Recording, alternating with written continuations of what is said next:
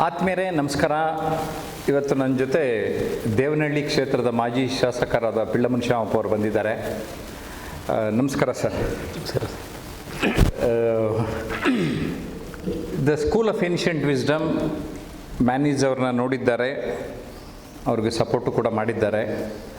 ಆದರೆ MLA ಆಗೋ ಮುಂಚೆ ನಮ್ಮನ್ನು ಭೇಟಿಯಾಗಿ ನಮ್ಮ ನೆರವನ್ನು ಸಹಕಾರವನ್ನು ಪಡ್ಕೊಂಡು ತತ್ರ ಒಂದು 2 ತಿಂಗಳು 3 ತಿಂಗಳು ಜೊತೆಯಲ್ಲೇ ಓಡಾಡಿಕೊಂಡು ಮಾತಿನ ಒಂದು ಶಕ್ತಿ, ಆತ್ಮಸ್ಥೈರ್ಯ ತಗೊಂಡ್ರು. ಆ ಕಾಲಗಳು ನೆನೆಸ್ಕೊಂಡ್ರೆ ಹೆಂಗಿರುತ್ತೆ ಸರ್? ಇದು ಈ ಮೈಕ್ ಯೂಸ್ ಮಾಡೋಣ. ಹಾಂ, ಅಲ್ಲ, ತುಂಬ ಚೆನ್ನಾಗಿದೆ. ಅದನ್ನು ಹೇಳ್ತೀನಿ, ಹೇಳಿದಾಗಲೇ ಹೇಳೇ ಬಿಡಿ ಸರ್. ಎಲ್ಲರಿಗೂ ನಮಸ್ಕಾರ. ನನ್ನ ಹೆಸರು ಪಿಳ್ಳಮನ್ ಶಾಮಪ್ಪ ಅಂತೇಳಿ. ಇದೇ ಕ್ಷೇತ್ರದ ಯಾವ ನಿಮ್ಮ ಏನ್ಷಿಯಂಟ್ ವಿಸ್ಡಮ್ ಇರತಕ್ಕಂಥ ಒಂದು ದೇವನಹಳ್ಳಿ ತಾಲೂಕಿನ ಈ ಜಾಗ ಏನಿದೆ, ಇಲ್ಲಿಗೆ ಕೇವಲ ಒಂದು 5 ಕಿಲೋಮೀಟರ್ ದೂರದಲ್ಲಿ ನನ್ನ ಪಂಡಿತ್ಪುರ ಅಂತ ನೆಟಿವ್ ಪ್ಲೇಸು. ನಾನು ಮಂಡಲ ಪಂಚಾಯತ್ ಸದಸ್ಯನಾಗಿ, ಜಿಲ್ಲಾ ಪಂಚಾಯತ್ ಸದಸ್ಯನಾಗಿ MLA ಆಗಿತ್ತು. ನಾನು 86ರಲ್ಲಿ ಅಬ್ದುಲ್ ನಜೀರ್ ಸಾಬ್ ಇದ್ರಲ್ಲ, ಆ ಸಂದರ್ಭದಲ್ಲಿ ನಾನು ಮಂಡಲ ಪಂಚಾಯತ್ ಮೆಂಬರ್ ಆಗಿದ್ದೆ.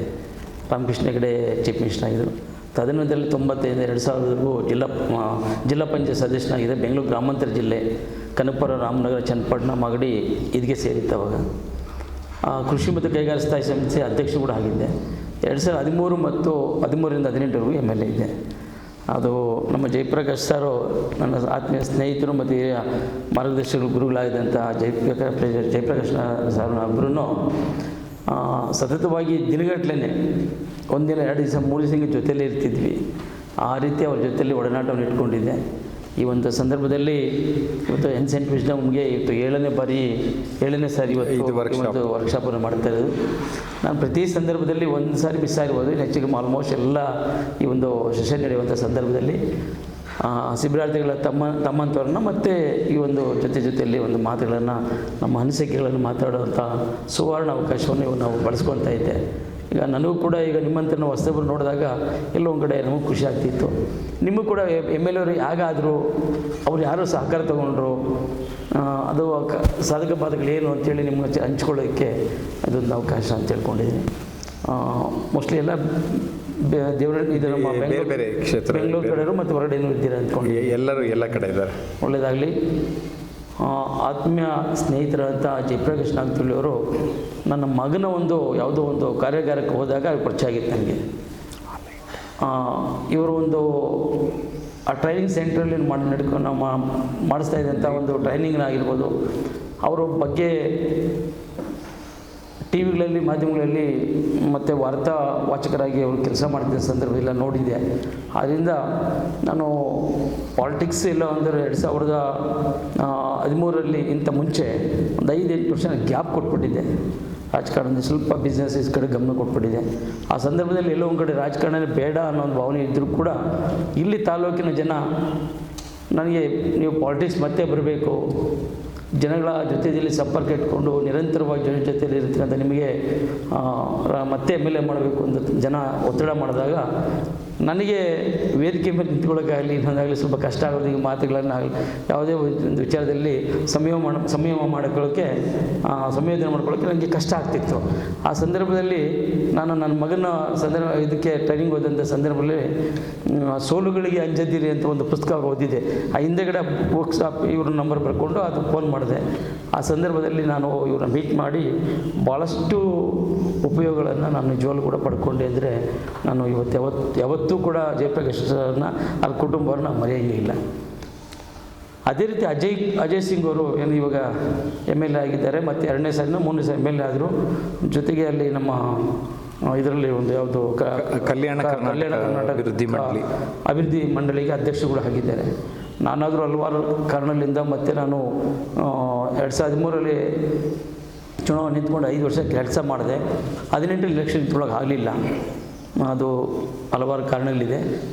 ತದನಂತರದಲ್ಲಿ ಮೊನ್ನೆ ನಿಂತ್ಕೊಂಡಿದ್ದೆ. 2023ರಲ್ಲಿ ನಾನು BJPಯಿಂದ ನಿಂತ್ಕೊಂಡಿದ್ದೆ.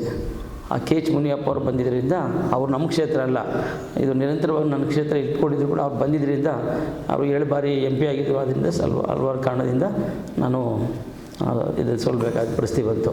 ಅದೇನೇ ಇದ್ದರೂ ಕೂಡ ಇವತ್ತು ಈ ಒಂದು ತಮ್ಮೆಲ್ಲ ಭಾವನೆಗಳಿಟ್ಕೊಂಡು ಏನಿಲ್ಲಿ ಜಯಪ್ರಕಾಶ್ ನಾಗತಿಹೊಳಿಯವರ ಈ ಒಂದು ಟ್ರೈನಿಂಗ್ ಸೆಂಟ್ರಿಗೆ ಬಂದಿದ್ದರೆ ನನಗನ್ನಿಸ್ತೈತೆ ನೀವು ಒಂದು ಒಳ್ಳೆಯ ಉದ್ದೇಶ ಇಟ್ಕೊಂಡು ಹಲವಾರು ಯೋಜನೆಗಳನ್ನು ಇಟ್ಕೊಂಡು ಮುಂದಿನ ದಿನಗಳಲ್ಲಿ ನಮ್ಮ ಸಮಾಜನ ನಿಮ್ಮನ್ನು ಮತ್ತು ಒಂದು ಎಲ್ಲ ರೀತಿಯಲ್ಲಿ ನಿಮ್ಮ ಇರ್ತಕ್ಕಂಥ ಬಿಸ್ನೆಸ್ಗಳಿರ್ಬೋದು, ನಿಮ್ಮ ಇರ್ತಕ್ಕಂಥ ರಾಜಕೀಯ ಕ್ಷೇತ್ರ ಇರ್ಬೋದು, ಇಲ್ಲ ಹಲವಾರು ಕ್ಷೇತ್ರಗಳಲ್ಲಿ ನಿಮ್ಮ ಅಭ್ಯುದಯನ ಕಾಣಲಿಕ್ಕೆ, ಯಾಕೆಂದರೆ ಇವತ್ತು ನೀವು ಯಾರು ಕೂಡ ಸಣ್ಣವರಲ್ಲ, ಎಲ್ಲರೂ ಜವಾಬ್ದಾರಿ ಇರ್ತಕ್ಕಂಥ ಒಂದಿಬ್ಬರು ಬಿಟ್ಟರೆ ಇನ್ನೆಲ್ಲ ಹಿರಿಯರೇ ಇದ್ದೀರಿ.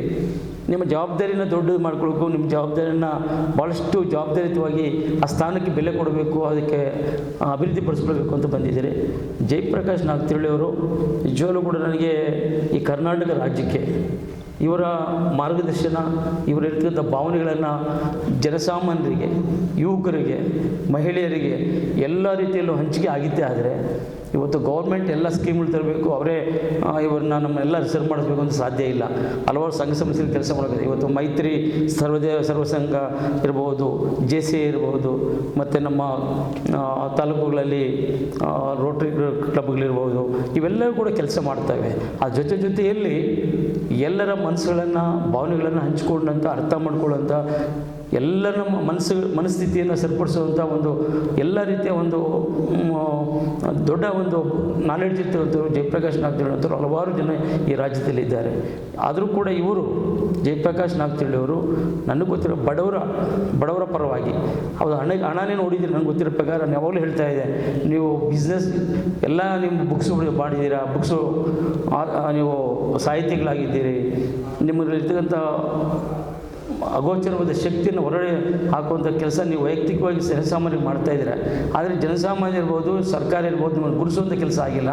ನೀವು ಅದನ್ನು ಬಿಸ್ನೆಸ್ ಥರ ನೀವು ತೊಗೊಳಕ್ಕೆ ಹೋಗಿಲ್ಲ ಅಂತ ಅವಾಗ ಹೇಳ್ತಾ ಇರ್ತಿದ್ದೆ. ಯಾಕೆಂದರೆ ನಮಗೇನು 100 ವರ್ಷ 200 ವರ್ಷ ಇರೋದಿಲ್ಲ. ಇರುವಂಥ ಅವಕಾಶದಲ್ಲಿ ನಮ್ಮ ಕುಟುಂಬಕ್ಕೆ ಏನಾದ್ರು ಬಿಟ್ಟು ಹೋಗ್ಬೇಕಲ್ಲ, ನಾವು ಸಸ್ಟೈನ್ ಆಗಬೇಕಲ್ಲ, ಇಲ್ಲ ನಮ್ಮ ಸ್ಥಿತಿಗತಿಗಳನ್ನು ನಾವು ಒಂದು ಉತ್ತಮ ರೀತಿಯಲ್ಲಿ ಉಟ್ಕೊಳ್ಬೇಕಾದ್ರೆ ಹಣಕಾಸು ಅವಶ್ಯಕತೆ ಬೇಕಾಗುತ್ತೆ. ಆ ಕಾರಣಕ್ಕೋಸ್ಕರ ಇಲ್ಲಿ ಬಂದಿದ್ದಾರೆ, ಇಲ್ಲೇನು ಕ್ಲಾಸ್ ಮಾಡೋಕ್ಕೆ ಸುಮ್ಮನೆ ಬೇಡೋದಿಲ್ಲ. ಇಲ್ಲಿ ಬರೋವಂಥ ನನಗೆ ಗೊತ್ತಿರೋ 25, 30, 50 ಜನ ಸೇರಿದ್ರೆ ಮಾತ್ರ ಎಲ್ಲ ಒಂದು ಕಡೆ ಹೆಚ್ಚಿಗೆ ಅವಕಾಶ ಆಗುತ್ತೆ. ಅಂಥ ಪರಿಸ್ಥಿತಿಯಲ್ಲಿ ಕೇವಲ 15, 20 ಜನಕ್ಕೂ ಕೂಡ ಹಣನೇ ಮುಖ್ಯ ಅಲ್ಲ. ಈ ರಾಜ್ಯಕ್ಕೆ, ಈ ಜನಕ್ಕೆ ನಾವೇನಾದರೂ ಒಂದು ನಾನು ಕಲ್ತಿರ್ತಕ್ಕಂಥದ್ದನ್ನು ಸಮಾಜ ಬಿಟ್ಟು ಹೋಗಬೇಕು ಅನ್ನೋ ದೃಷ್ಟಿಯಲ್ಲಿ ಜಯಪ್ರಕಾಶ್ ನಾಗತಿಹೊಳಿ ಇಂಥ ಒಂದು ಕಾರ್ಯಕ್ರಮ ಶಿಬಿರಗಳನ್ನ ಮಾಡ್ತಾ ಇದ್ದಾರೆ.